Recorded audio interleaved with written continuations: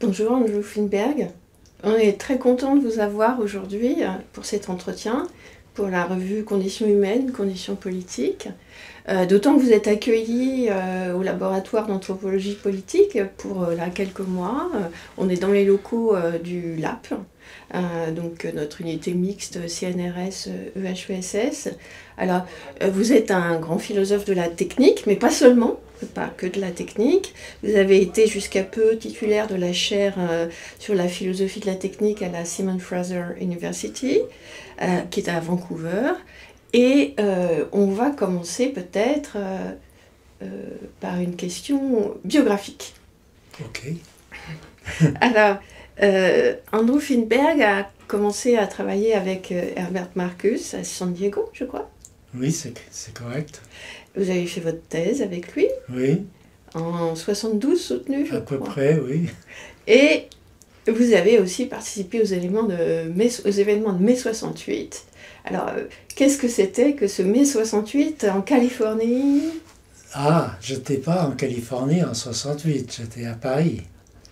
Et Marcuse est venu pour une conférence sur Marx à l'UNESCO.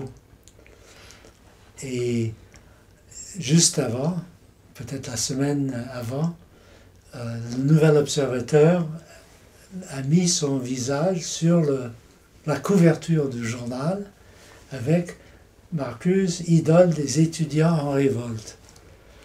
Et tous les journalistes sont arrivés pour parler avec lui. Et il était très gêné. Il n'avait pas du tout l'habitude d'être pris comme ça, comme célébrité. Et un jeune journaliste a demandé s'il pouvait aider le professeur à échapper à toute cette attention. Et nous sommes partis avec lui dans sa petite voiture. Il a demandé où voulez-vous aller. Nous avons dit, Marcuse a dit au Lutetia, où les Vietnamiens venaient d'arriver pour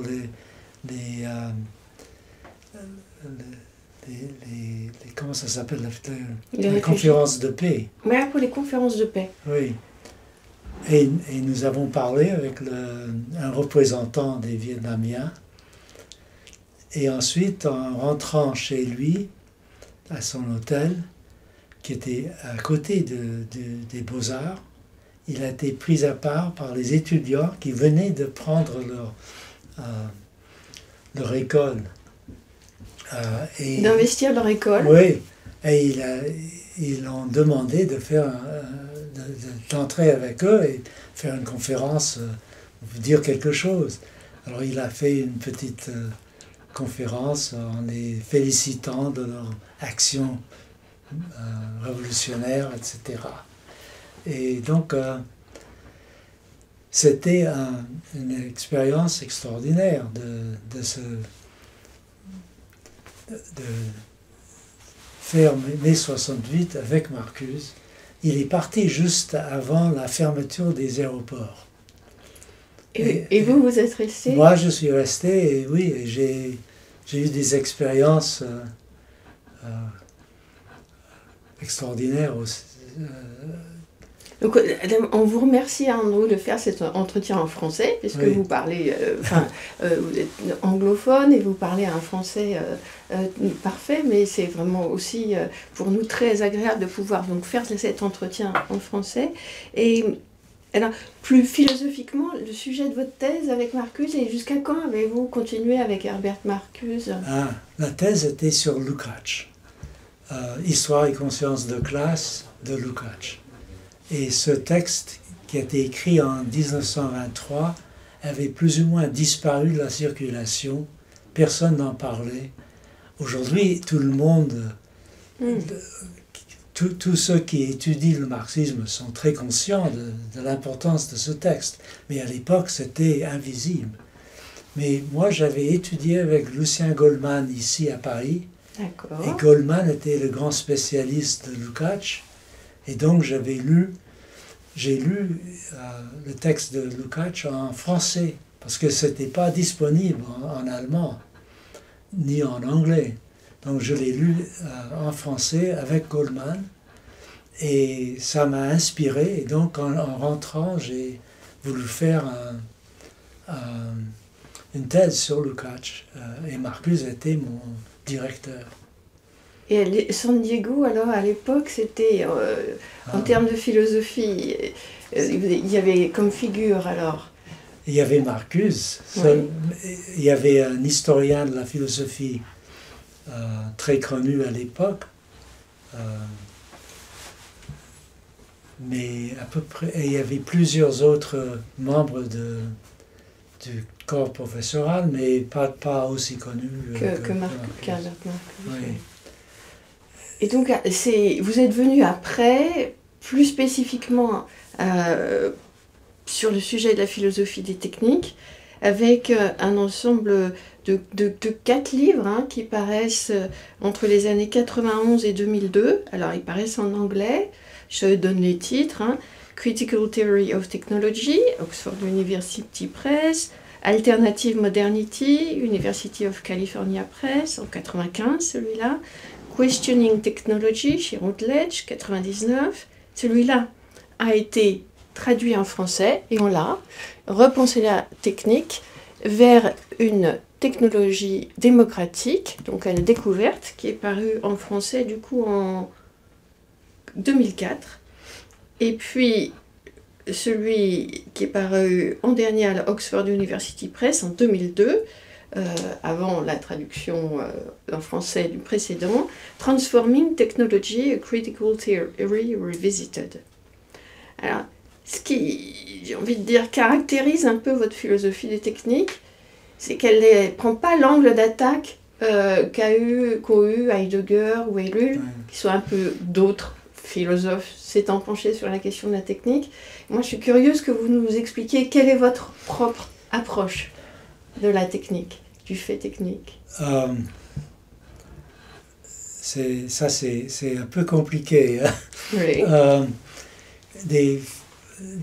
Des penseurs comme Heidegger ou Ellul ont une sorte de technophobie Oui. qui me semble va beaucoup trop loin dans la critique de la technique. Parce que nous vivons avec la technique et nous avons la possibilité de le modifier à partir de nos expériences, nos exigences.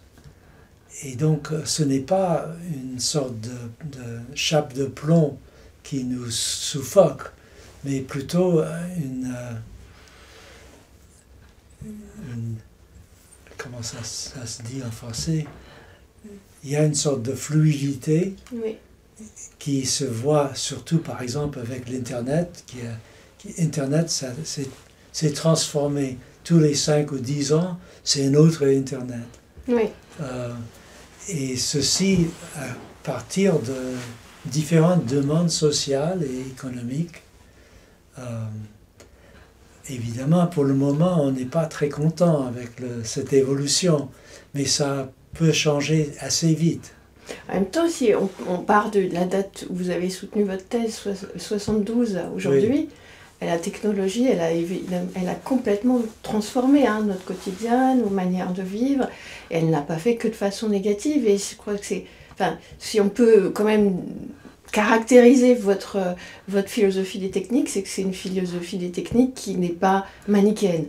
C'est ça. La technique a été vue d'un point de vue technocratique comme quelque chose d'extérieur de la société qui détermine la société. Mm-hmm.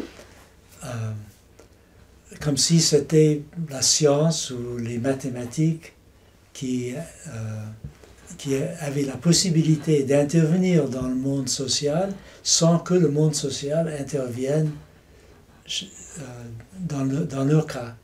Mais ceci n'est pas du tout vrai. La technologie fait partie de la société. Mais c'est compliqué parce qu'il y a une certaine autonomie nécessaire. Sans quoi, il n'y a pas de technologie. Il y a des disciplines techniques qui sont derrière toutes les machines que nous utilisons.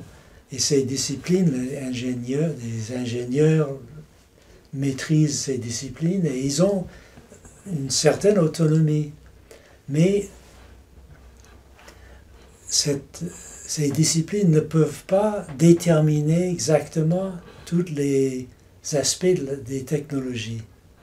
Il y a beaucoup d'aspects qui sont déterminés autrement, non pas par l'ingénieur, mais par exemple dans une entreprise, par les gens qui s'occupent du marketing, ou dans le cas par exemple du changement climatique, c'est le public qui demande des résultats, des changements dans la production de l'énergie. Donc il y a beaucoup d'acteurs qui interviennent et la technologie est assez flexible pour que ces acteurs peuvent le dévier vers une autre évolution. Et c'est ce que vous critiquez en ce moment, dans la conclusion d'un ouvrage à paraître qui s'appelle « Philosophie des techniques ». C'est aujourd'hui, on est dans un moment peut-être où, parce qu'un des apports de votre philosophie, c'est aussi de tenir compte du fait économique. Dans un moment où la technologie, Internet, est très dominée par un certain nombre de géants et de considérations économiques, mais, dites-vous, c'est pas une fatalité. Pour le moment, oui, parce que la technologie a été parasitée par ces organisations, Google, Facebook, Twitter. Mais ces organisations sont fragiles. On a l'impression qu'ils sont comme des montagnes, les mers, des lunes, des choses de la nature, mais ils ne sont pas naturels. Ils existent que par la reproduction constante de certains comportements d'utilisateurs. C'est ce que, donc, vous dites qu'il y a un côté château de cartes, oui. parce que si on n'accepte plus de laisser nos données, par exemple, Facebook... Il y a 2 ou 3 ans, j'ai participé à une conférence en Allemagne de gens qui travaillent dans le domaine de Internet, de computer science. Les sciences de l'ingénieur. Oui. Et tous ces gens-là étaient furieux que leur belle invention a été parasitée par ces organisations qui s'intéressaient seulement à faire de l'argent, Parce qu'il y avait beaucoup de promesses dans les années 90, fin des années 90, pour un Internet ouvert, collaboratif. Alors tous ces gens, ils étaient en train de travailler sur une autre version Internet, de Internet, qui renouvellerait l'ouverture des années 90 et 2000. Et donc il y a tout ça dans votre philosophie, c'est-à-dire une philosophie qui mêle une critique, théorie critique économique, et aussi un intérêt pour la pratique. Alors, vous avez à un moment, puisque ça couvre les années 70 à aujourd'hui, vous êtes intéressé à une expérience française qui a pas eu de succès escompté, mais qui a quand même fait quelque chose, c'est le Minitel. Est-ce que vous voulez nous en dire un petit quelque chose? Aujourd'hui, en France, on pense que le Minitel, c'est ringard, c'est rien. Mais ça, c'est faux. C'était un phénomène extraordinaire. Le Minitel, c'était le premier réseau d'ordinateurs domestiques.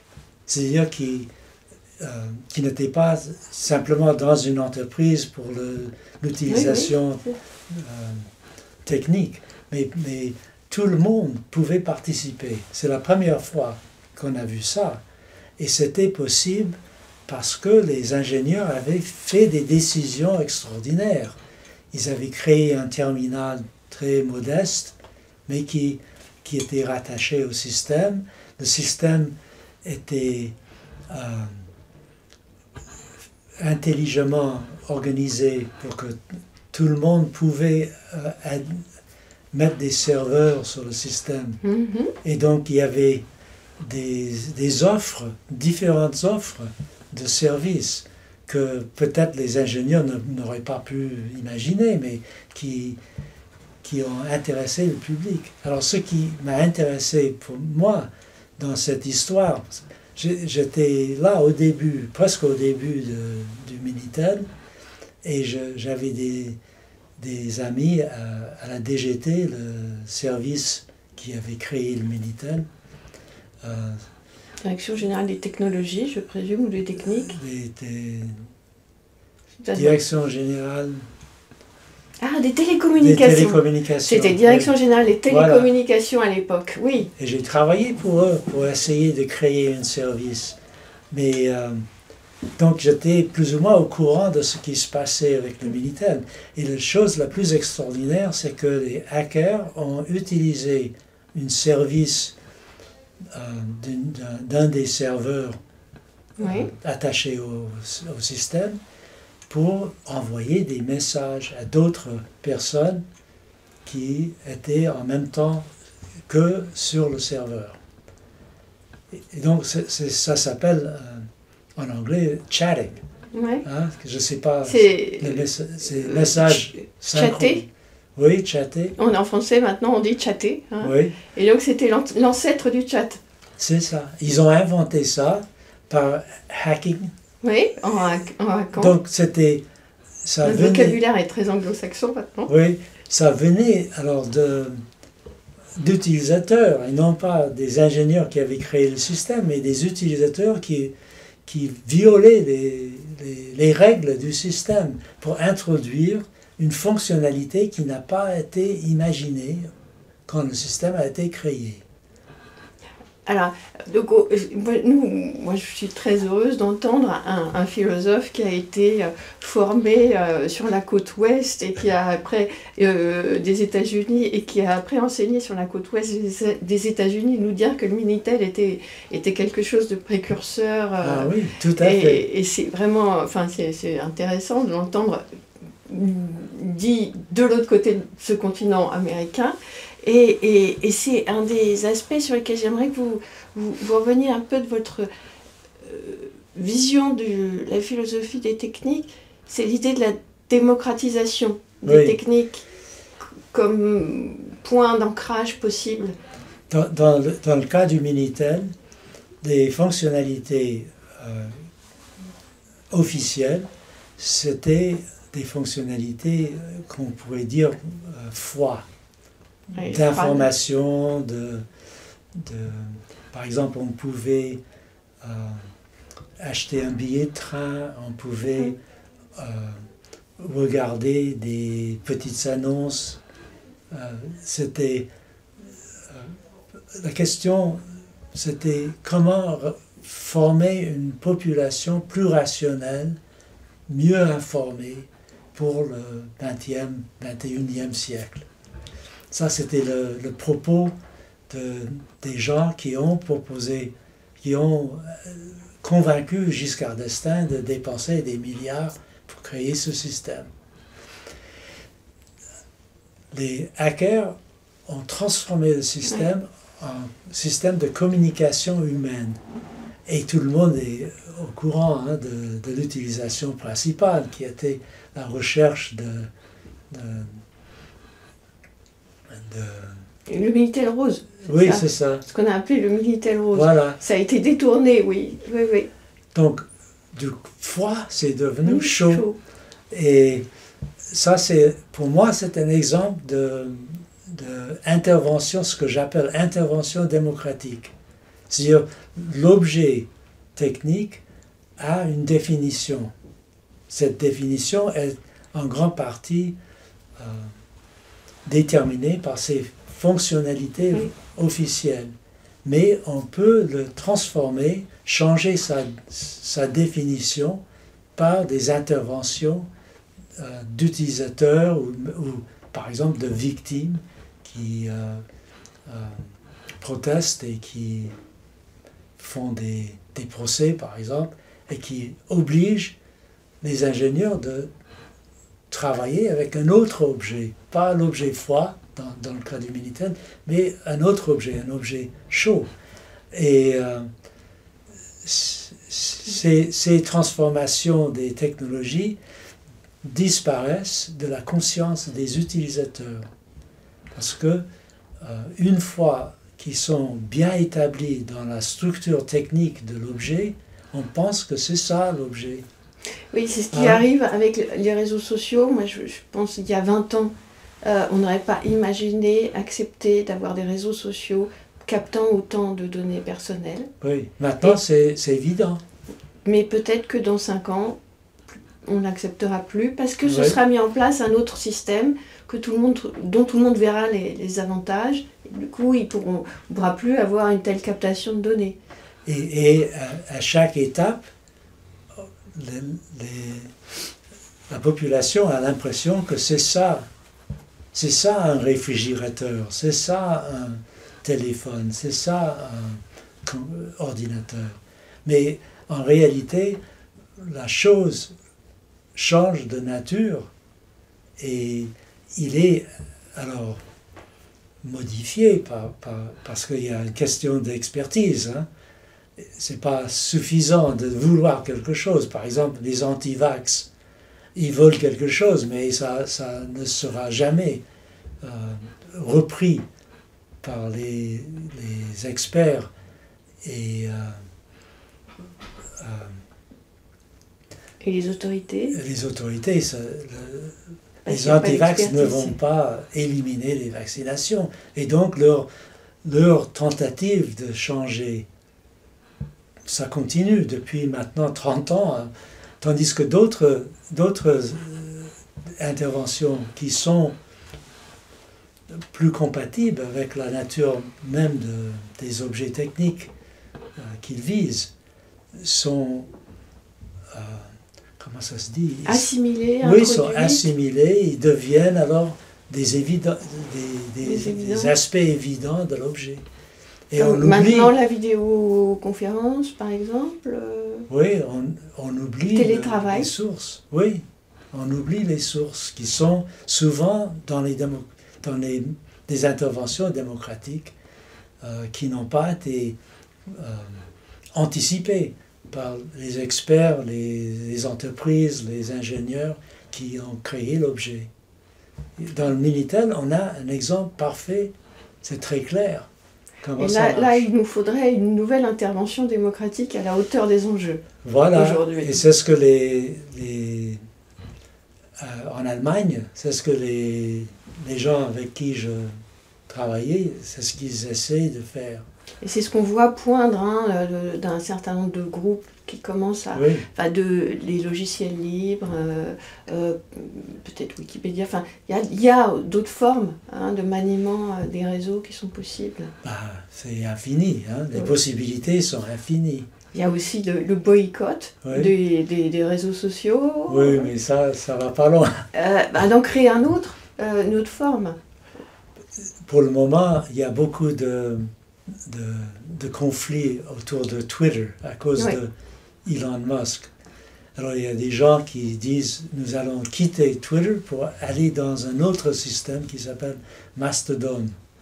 Mm-hmm. Et donc il y a une sorte de mouvement de masse d'un système à un autre. Est-ce que ça ira très loin? Je ne sais pas. Ça serait bien s'il y avait une collapse totale de Twitter et tout le monde aller dans un autre système, mais je ne sais pas si ça va... En tout cas, on n'imaginait pas en 2000 que Facebook deviendrait... Enfin, déjà, en 2000, Facebook n'existait pas, je pense. Deviendrait ce que c'est devenu. Il y avait un autre système qui s'appelait MySpace, qui est maintenant complètement oublié, et Facebook a pris la relève. Donc, il y a de la place pour des innovations, aussi de la prise démocratique. Oui.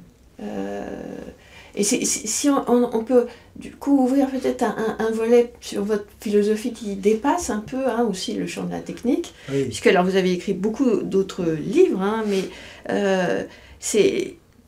mais autour de une vision philosophique qui est toujours attentive à la pratique, aux praxis, Oui. Et qui s'illustre dans un certain nombre de vos plus récents ouvrages. Alors, sachant que vous travaillez toujours sur le contemporain, hein, Heidegger et Marcuse, La catastrophe et Redemption of History. Ça, c'est le nouveau qui va apparaître au printemps. Alors, on va... ce sera The Ruthless Critique of Everything Existing. C'est une phrase de Marx. Alors, on retrouve du Marx. Oui. Between Reason and Experience, Essays on Technology and Modernity. The Philosophy of Praxis, qui est aussi, voilà, alors, qui est aussi disponible en français, tout comme pour une théorie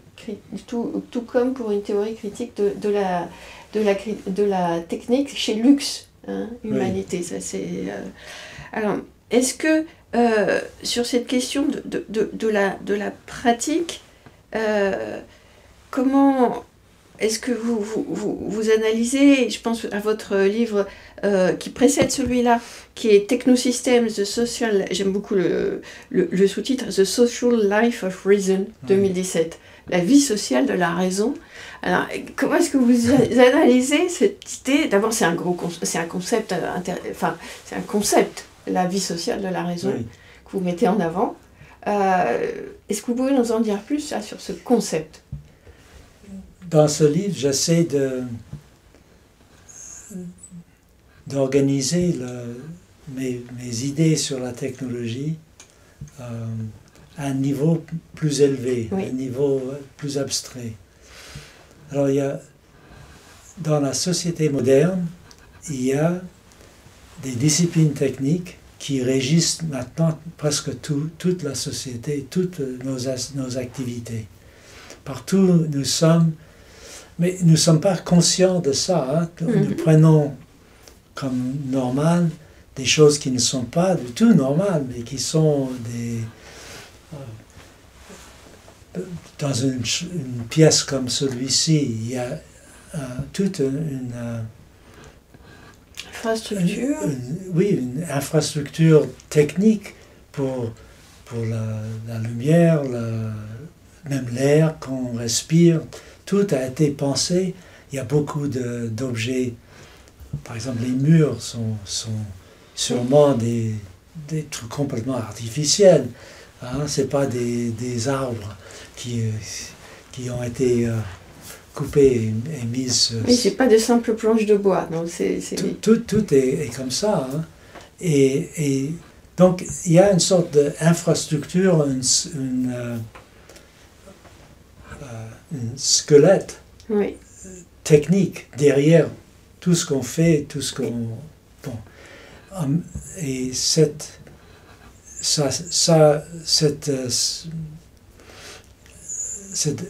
la raison technique est modelée sur la science naturelle. Oui. Hein? Et il a une certaine autonomie, comme j'ai dit avant, parce que c'est essentiel. Hein, il y a quand même une différence entre nos connaissances pratiques et la rationalité technique.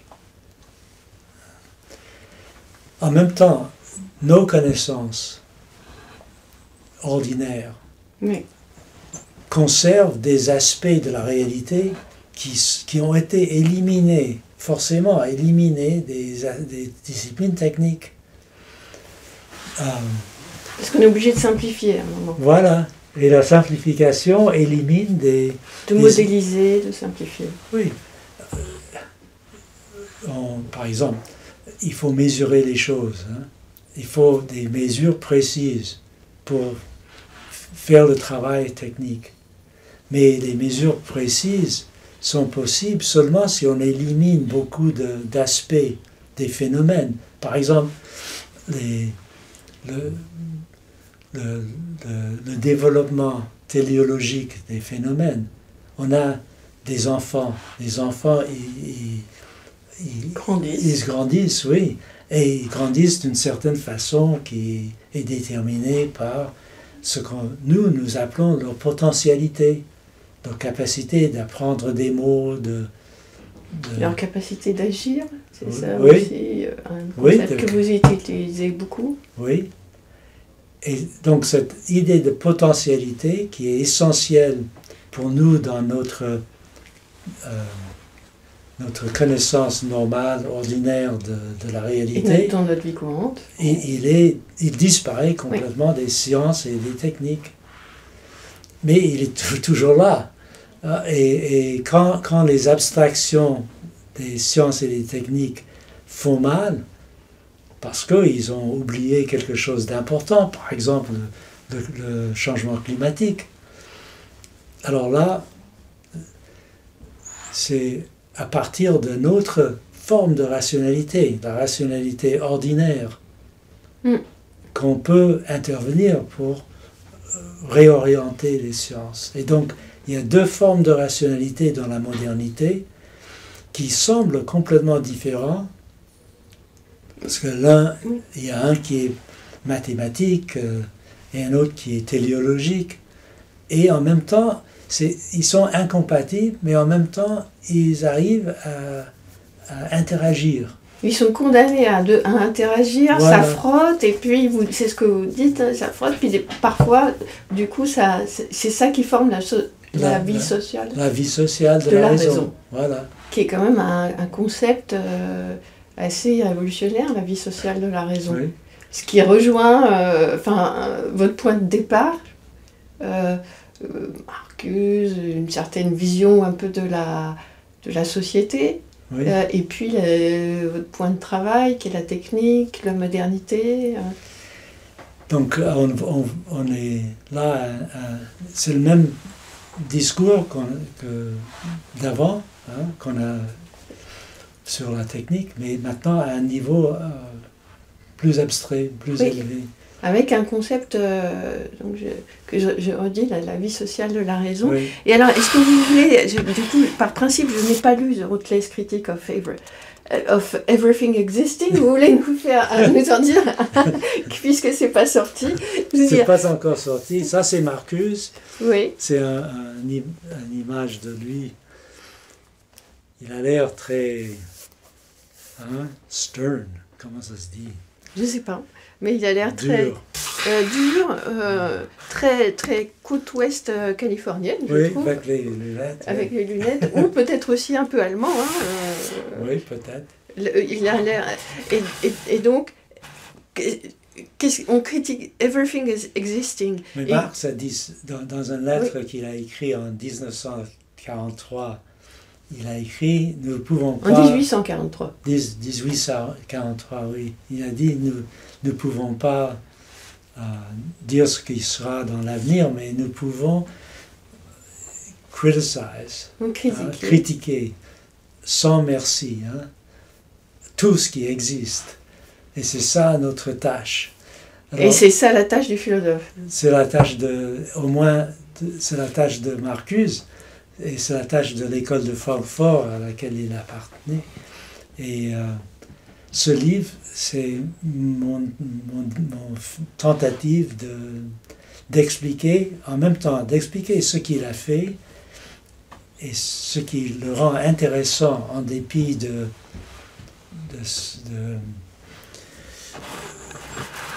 du temps qui passe. Oui, mais il a été un peu... Comment ça se dit? Mis de côté. Oui. Oublié au profit d'autres... Mais les gens pensent qu'il est une figure de 68. Et c'est tout. Il reste enfin, peut-être que c'est seulement en France qu'il est... Je ne sais pas. Mais dans beaucoup de pays, il est beaucoup moins coté que, par exemple, Habermas ou Adorno. Moi, je pense qu'il est très important pour nous aujourd'hui parce qu'il est le seul de ces membres de l'école de Francfort qui a vraiment creusé la question de la technique. Et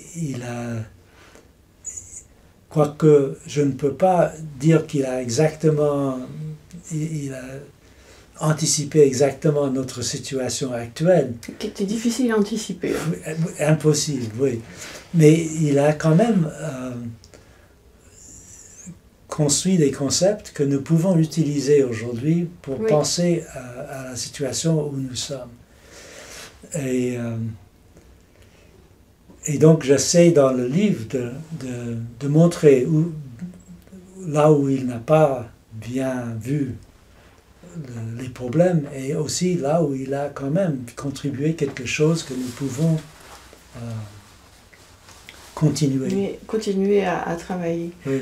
Bon, bah alors, donc ça nous fait beaucoup d'attentes sur le livre, mais est-ce que je pense qu'on a fait un peu le tour, mais voilà, moi j'avais envie de terminer par cette question, c'est donc, enfin plutôt ce constat, il me semble que vous travaillez sur aussi les manières dont nos sociétés pourraient réformer la raison pour mieux gérer le système technique dans lequel nous vivons et réformer la raison, ou enfin la faire vivre. Et je ne pense pas que dans le champ philosophique on ait d'œuvres qui ait cette maturité-là sur ce plan-là, de vision d'aller jusqu'à la réforme de la raison, et on en a besoin. Oui, la raison technique que nous avons héritée du passé a été biaisée par le capitalisme. Parce que pendant 200 ans, Oui. Il a été orienté vers les besoins des entreprises. Qui finançait aussi. Oui, qui finançait, et ça entre dans les concepts même des sciences. Je ne veux pas dire de la physique, par exemple, mais du management, de l'ingénierie. Même en physique, pour savoir comment faire les meilleurs alliages, pour produire des Oui. bâtiments, peut-être. Oui, peut-être. De toute façon, beaucoup de besoins humains et de la nature ont été oubliés pour se focaliser sur les besoins des entreprises. Alors aujourd'hui, depuis la Deuxième Guerre mondiale essentiellement, il y a des mouvements sociaux qui essaient de reprendre, de faire revivre ces aspects de la nature humaine et de la nature oubliés par les sciences et les techniques. Et ça, c'est un mouvement civilisationnel, c'est une transformation fondamentale de la civilisation, Oui. qui bute constamment contre le capitalisme, qui résiste, mais qui ne résiste pas avec une force suffisante pour empêcher des transformations.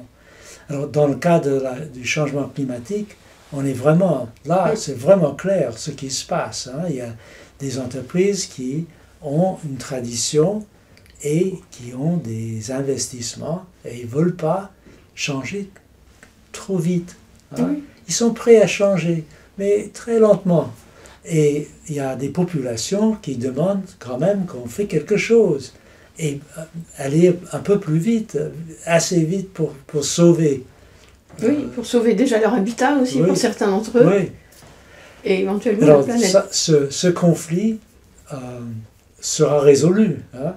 C'est pas clair comment il sera résolu, mais il sera résolu d'une façon ou d'une autre. Ou bien on finira avec 2 ou 3 degrés de Réchauffement climatique. et la civilisation comme on l'entend aujourd'hui n'existera plus. Oui, ça, Ou bien il y aura des changements radicaux dans les stratégies gouvernementales et corporatistes. oui, des entreprises. Oui, mais donc... Oui. Et ça, d'une autre forme de rationalité qui sera mise en avant. Disons que la rationalité technique sera libérée de certaines contraintes Oui. imposées par le capitalisme. Dans le cas où on réussit à se sauver. Si on arrête le changement climatique, ça sera par une transformation des rapports entre le capitalisme et les sciences et techniques. Ou peut-être la disparition tout simplement du capitalisme, j'en sais rien. Pour le moment, on peut pas prévoir ce qui va se passer, mais si la résistance publique devient assez forte pour imposer des solutions, il y aura ce changement dans les rapports entre la science et le capitalisme dont je viens de parler. Je propose qu'on s'arrête là, Andrew, et Okay. Merci beaucoup pour cet entretien qui nous a fait très plaisir. Merci à vous.